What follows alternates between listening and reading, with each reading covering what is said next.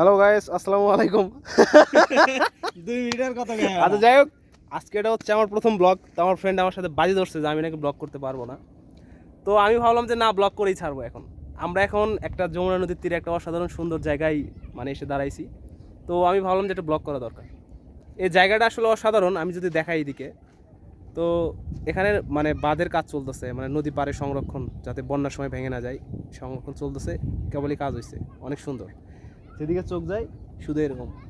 তো আমরা যেখানে দাঁড়ায় আছি, আশেপাশে কোনো বাড়ি ঘর নাই, ফাঁকা। এখানে একটা গাছ আছে, মানে বোঝেন যে এখানে কোনো গাছ নেই, একটা জায়গায় একটা গাছ, যার ফলে এই গাছটার মহত্ব আরও বেশি।